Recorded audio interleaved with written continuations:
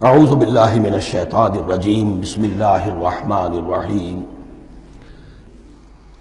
والذین یؤمنون بما انزل الیک وما انزل من قبلک، اور وہ کہ جو ایمان رکھتے ہیں اس پر بھی جو آپ پر نازل کیا گیا ہے محمد صلی اللہ علیہ وسلم، اور اس پر بھی کہ جو آپ سے پہلے نازل کیا گیا۔ یہ بہت اہم الفاظ ہیں، اس لیے کہ عام طور پر آج کل ہمارے ہاں یہ خیال پھیلا ہوا ہے کہ یہ تورات اور انجیل کے پڑھنے کا کوئی فائدہ نہیں، کوئی ضرورت نہیں، کوئی ضرورت نہیں کی حد تک تو شاید بات صحیح ہو، لیکن کوئی فائدہ نہیں، یہ بالکل غلط ہے۔ یہ ابتدا ہے قرآن کی، اور کس قدر اہتمام کے ساتھ کہا جا رہا ہے۔ ایمان صرف قرآن پر نہیں، اس پر بھی کہ جو اس سے پہلے نازل کیا گیا۔ اور سورہ نساء کی آیت، اور سورہ نساء نازل ہوئی ہے کہیں جا کر سن 6 ہجری میں، یا ایھا الذین آمنوا آمنوا باللہ ورسولہ والکتاب الذی نزل علی رسولہ والکتاب الذی انزل من قبل۔ تو اس سے ایمان جو ہے تورات پر اور انجیل پر اور زبور پر اور صحف ابراہیم پر، اجمالی ایمان کی جو اہمیت ہے اس کو اچھی طرح سمجھ لیجیے۔ البتہ یہ ہے کہ چونکہ ہم سمجھتے ہیں اور جانتے ہیں کہ ان کتابوں میں تحریف ہو گئی ہے، لہذا ان کتابوں کی کوئی شے قرآن پر حجت نہیں ہوگی۔ جو چیز قرآن سے ٹکرائے گی ہم اس کو رد کر دیں گے، ان کتابوں کی کسی شے کو دلیل کے طور پر نہیں لائیں گے۔ لیکن جہاں قرآن مجید کی کسی بات کی نفی نہ ہو رہی ہو تو بہت سے حقائق ہمیں ان کتابوں ہی سے ملتے ہیں۔ انبیاء کے مابین جو زمانی ترتیب ہے، کرونالوجیکل آرڈر جو ہے، وہ تو ہمیں تورات سے ملتا ہے، قرآن میں تو نہیں۔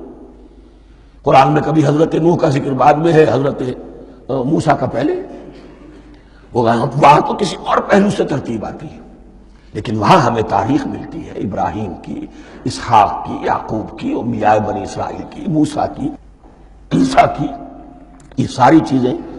تو اس کی اہمیت جو ہے اس کو سمجھ لیجئے۔ والذین یؤمنون بما انزل الیک وما انزل من قبلک وبالآخرۃ ھم یوقنون، آخرت پر وہ یقین رکھتے ہیں۔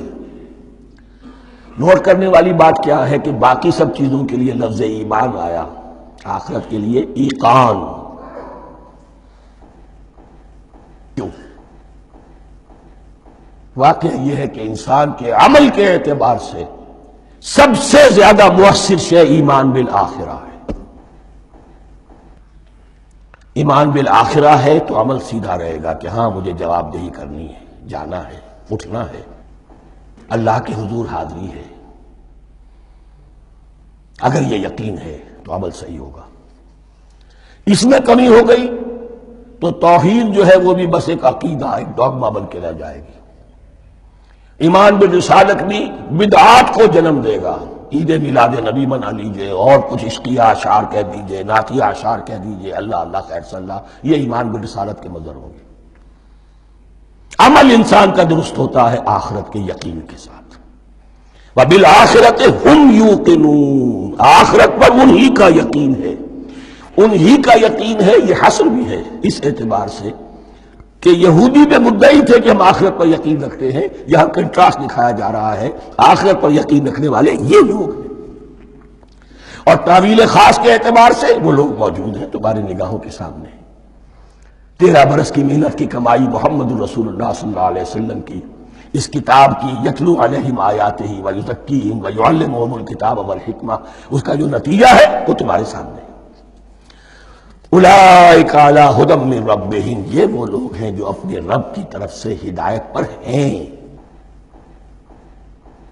وہ ابتدائی ہدایت بھی ان کے پاس تھی، اور یہ تکمیلی ہدایت بھی، قرآن پر بھی ان کا یقین پورا ہے، اور محمد کا اتباع بھی وہ کر رہے ہیں۔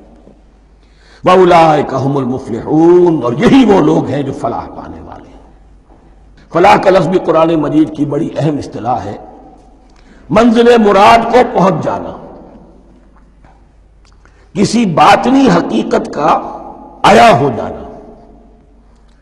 اسی لیے اس پر پھر گفتگو انشاءاللہ ہوگی سورہ مومنون کے شروع میں، لیکن یہ کہ فلاح پانے والے، کامیاب ہونے والے اصل میں یہی لوگ ہیں۔